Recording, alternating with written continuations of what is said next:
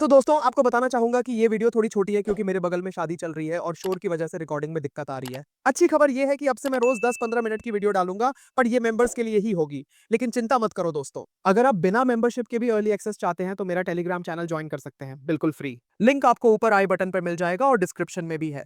तो दोस्तों जल्दी से चैनल ज्वाइन कर लो क्योंकि जल्द ही ये प्राइवेट हो जाएगा।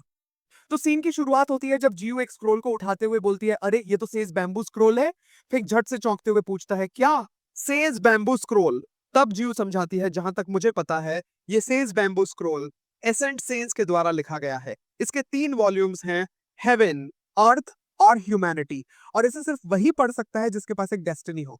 जिनके पास डेस्टिनी नहीं है वो इसे पढ़ ही नहीं सकते। ये सुनकर फेंक अपने मन में सोचता है, हाँ मुझे याद है, चिन फैमिली के एंसेस्टर्स ने इस सेज बैम्बू स्क्रोल का जिक्र किया था।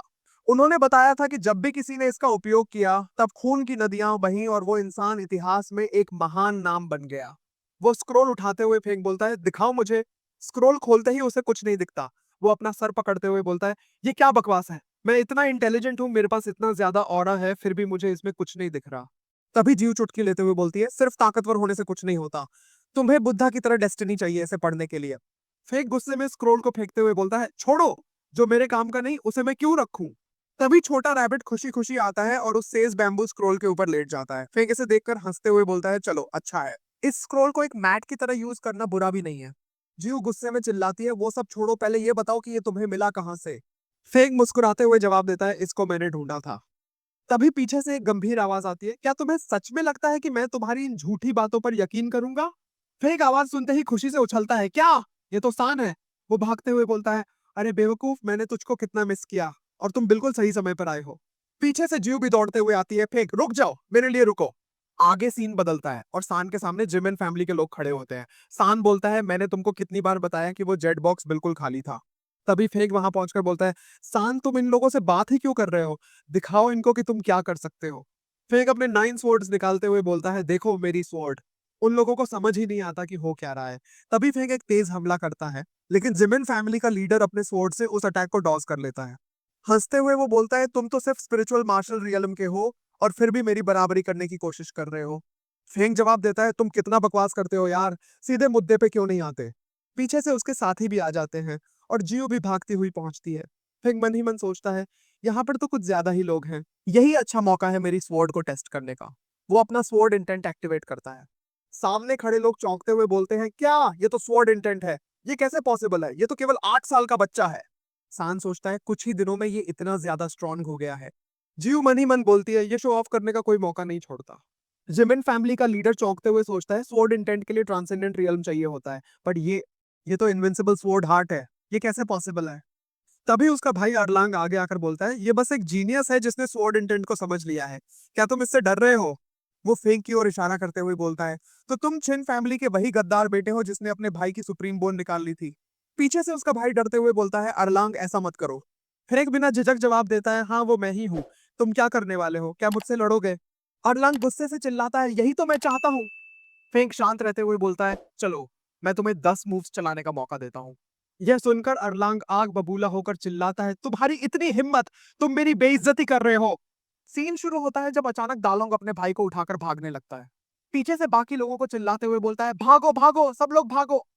एक साथी निराशा से बोलता है, बैटल के बीच में भागना? तुम किस तरह के वॉरियर हो दालोंग, तुमने मुझे बहुत डिसअपॉइंट किया है।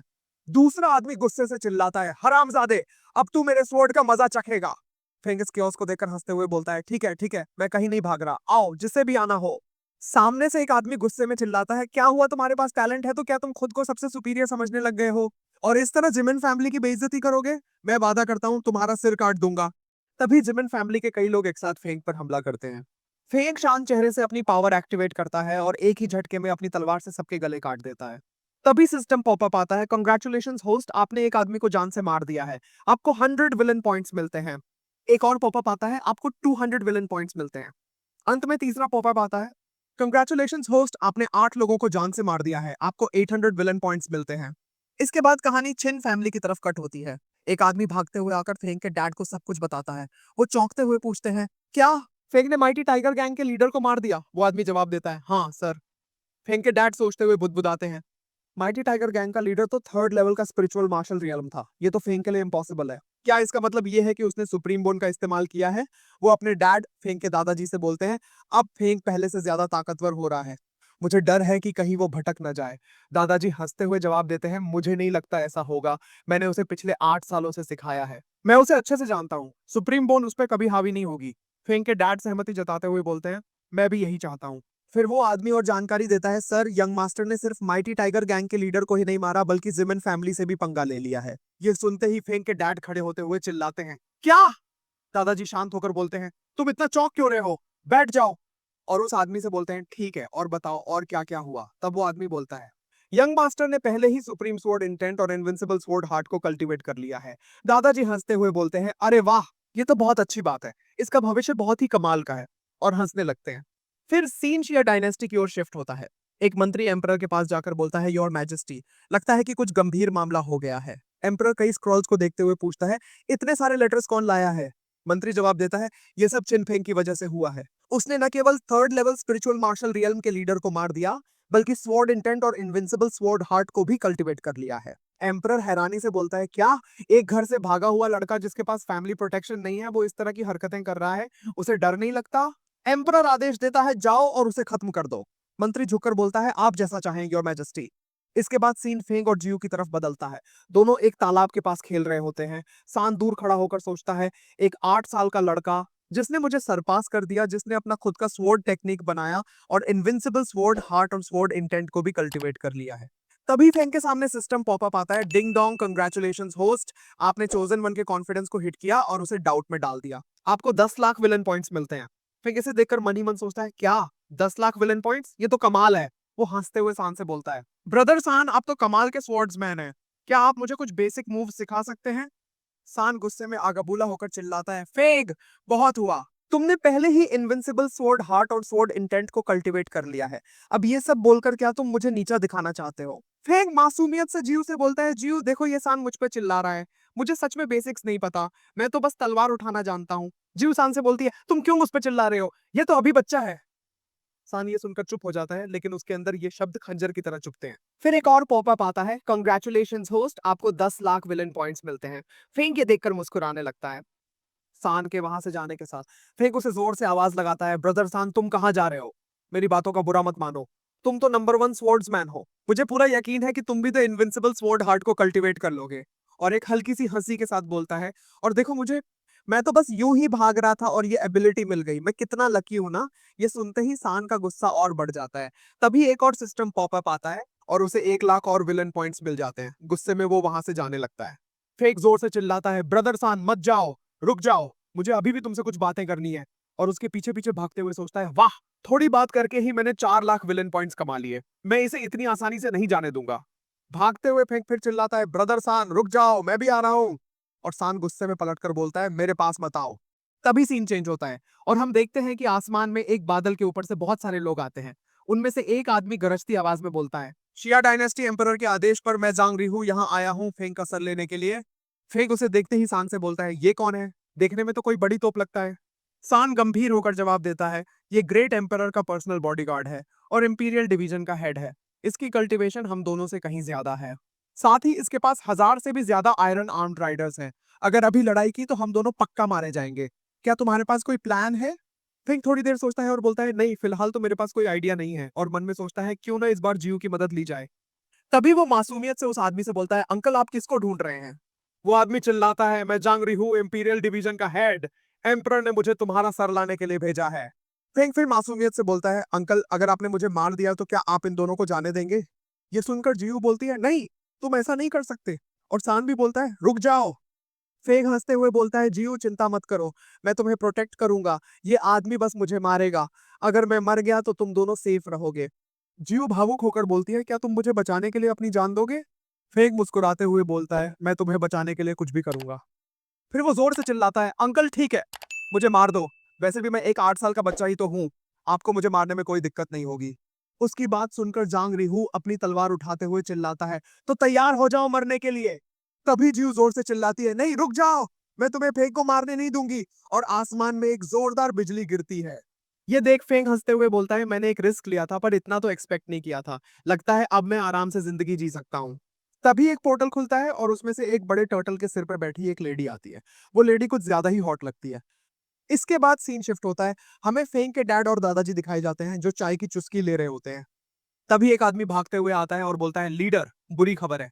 शिया डायनेस्टी के एम्परर ने जांग रीहू को भेजा है और वो बॉर्डर के पास यंग मास्टर को मारने के लिए गया है।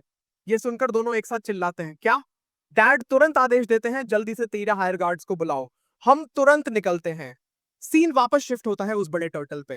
फ्रैंक उसे देखता है और बोलता है, ये तो यीन्यू डायनेस्टी का मून सेलेस्टियल है, वन ऑफ द 5 एक्सपर्ट्स में से एक। फ्रैंक जियो से पूछता है, जियो क्या तुम यीन्यू डायनेस्टी से हो? जियो बोलती है, हाँ। फ्रैंक खुश होकर बोलता है, अरे वाह, लगता है मेरा जैकपॉट लग गया। तभी वो लेडी बोलती है, सुनने में तो इंटरेस्टिंग लग रहा है। तभी वो जनरल गुस्से में चिल्लाता है, मून सेलेस्टियल, ये हमारी शिया डायनेस्टी की टेरिटोरी है, तुम अपनी हद में रहो। वो लेडी हल्की सी मुस्कान के साथ जवाब देती है, जनरल मैं तो एक कमजोर सी अबला नारी हूँ, क्या आप मुझसे ऐसे बात करेंगे? जनरल गुस्से में बोलता है, ठीक है तो फिर तुम अपनी। जनरल की बात पूरी होने से पहले ही उसके पेट में एक तेज बीम आकर लगती है। उसकी आंखें चौड़ी हो जाती हैं और वो जमीन पे गिर जाता है। लेडी ठंडे लहजे में बोलती है, हद में रहो। जनरल के गिरते ही उसका एक साथी भागते हुए बोलता है, जनरल क्या हुआ? लेडी उसकी तरफ देखते हुए सरकास्टिकली बोलती है, जनरल तुम्हें अपने अगले जन्म में एक अबला नारी से प्यार से बात करनी चाहिए, और एक फ्लाइंग किस देती है। दूसरा आदमी जनरल की तरफ देखते हुए बोलता है, जनरल सांस नहीं ले रहे। इस पे किसी ने घबराते हुए कहा, यह कैसे हो सकता है? इंपीरियल गार्ड का लीडर सिर्फ एक शॉट में मर गया। तभी जियो फेंग का हाथ पकड़कर चिल्लाती है, फेंक चलो जल्दी करो, भागो यहां से। लेडी अपनी पावर्स का इस्तेमाल करती है और हवा में दोनों को उठा लेती है। फिर उनकी तरफ देखकर बोलती है, जियो तुम कहां जा रही हो? जियो थोड़ी घबराई हुई बोलती है, मैं तो बस। फिर मन ही मन सोचता है, क्या चल रहा है, मैं हिल क्यों नहीं पा रहा हूँ। लेडी अपने हाथ उठाकर दोनों को अपने पास खींचती है और ठंडे स्वर में पूछती है, जियो मुझे सच सच बताओ, यहाँ क्या चल रहा है? उसके बाद जियो उस लेडी के पास जाती है और थोड़ा हिचकिचाते हुए बोलती है, आंट मैं तो बस वो। लेकिन इससे पहले कि वो कुछ और कह सके, फेंक मन ही मन सोचता है, इसको तो मैं इसके लव इंटरेस्ट से बड़ी आसानी से हरा सकता हूँ। तभी वो लेडी हल्के से जियो के सिर पर एक थपकी देते हुए बोलती है, तो तुम्हें याद है कि मैं तुम्हारी आंट हूँ? तुमने बिना बताए घर छोड़ दिया और यहाँ शिया डायनेस्टी में आकर छुप गई ताकि मैं तुम्हें ढूंढ न पाऊं। जियो तुरंत चिल्लाती है, I am sorry aunt, please मुझे मनाना बंद करिए। और फिर फेंक का हाथ पकड़कर उत्साह से बोलती है, लेकिन इस बार मैंने कुछ गजब का ढूंढा है। ये देखो, इसका नाम है किनफेंग। ये सिर्फ 8 साल का है और इसने न सिर्फ स्वॉर्ड इंटेंट सीख लिया है बल्कि द इनविंसिबल हार्ट भी मास्टर कर लिया है। क्या ये अमेजिंग नहीं है? लेडी के चेहरे पर हैरानी छा जाती है। वो मन ही मन सोचती है, तो ये है किनफेंग, किन फैमिली का वो यंग मास्टर जिसने अपने ही भाई की सुप्रीम बोन निकाल ली थी, और इसी वजह से उसकी फैमिली ने उसे गद्दार घोषित कर दिया था। फेंग चुपचाप उसकी ओर बढ़ता है और मुस्कुराते हुए बोलता है, मून सेलेस्टियल, क्या आपको लव एट फर्स्ट साइट में यकीन है? लेडी चौंक कर बोलती है, तुम इतनी सी उम्र में लव एट फर्स्ट साइट के बारे में जानते हो? तुम मुझे बच्चे नहीं लगते। फेंग ठहर कर जवाब देता है, नहीं मुझे सब कुछ पता है इस बारे में, और मैंने ये तय किया है कि जब मैं बड़ा हो जाऊंगा तो आपसे ही शादी करूंगा। उधर जियो गुस्से से फट पड़ती है, बेवकूफ, मैं तो तुम्हारी इतनी फिक्र कर रही थी और तुम बस मेरी आंट के बारे में सोच रहे हो। लेडी हल्की हंसी रोकते हुए बोलती है, तुम देखने में छोटे हो लेकिन तुम्हारा कॉन्फिडेंस बड़ा है। फेंग आत्मविश्वास से जवाब देता है, एक इंसान का कॉन्फिडेंस उसकी हाइट से नहीं उसके दिल से आता है। लेडी उसकी नाक पर हल्के से थपकी देती है और बोलती है, मुझे तुम पसंद आए। जियो का चेहरा गुस्से में फूल सा लाल हो चुका था। तभी सीन बदलता है, वहां फेंग के डैड और दादाजी आते हैं। डैड हल्की मुस्कान के साथ आंख मारकर इशारा करते हैं, बेटा मैं आ चुका हूं तुम्हें बचाने। अब मैं ऐसा दिखाऊंगा जैसे तुम्हें मारने आया हूं, लेकिन डरो मत, ये सब सिर्फ एक्ट है। फेंग उनका इशारा समझकर जवाब देता है, क्या आप लोग मुझे बचाने आए हो? और वो भी एक हॉट लेडी के सामने। गलत समय पर आ गए। वो मून सेलेस्टियल से चिपक कर चिल्लाता है, मून सेलेस्टियल प्लीज मुझे बचाइए, मुझे बहुत डर लग रहा है, मेरी फैमिली मुझे मारने आई है। ये सुनकर डैड का चेहरा उतर जाता है। वो गुस्से में बोलते हैं, क्या बकवास कर रहा है? दादाजी गंभीर आवाज में बोलते हैं, मून सेलेस्टियल बिना परमिशन शिया डायनेस्टी में आई है और किनफेंग ने अपने ही क्लैन के साथ गद्दारी की है। मुझे यकीन है मून सेलेस्टियल इसे हमारे हवाले कर देंगी। जियो तुरंत चिल्लाती है, अगर तुम्हें लड़ाई करनी है तो हम तुमसे लड़ेंगे, लेकिन फेक सिर्फ मेरा है। ये सुनकर आंट, दादाजी और डैड तीनों का चेहरा उतर जाता है। जियो दोबारा बोलती है, जैसा कि मैंने कहा, फेंक सिर्फ मेरा है और अब से वो मून सेलेस्टियल का है। भलाई इसी में है कि आप लोग वापस लौट जाओ। उसके बाद वो आंट की तरफ मुड़ती है और पूछती है, मैंने सही किया ना आंट? आंट थकी हुई हंसी के साथ अपने सिर पर हाथ मारती है और बोलती है, इस लड़की का मैं क्या करूं?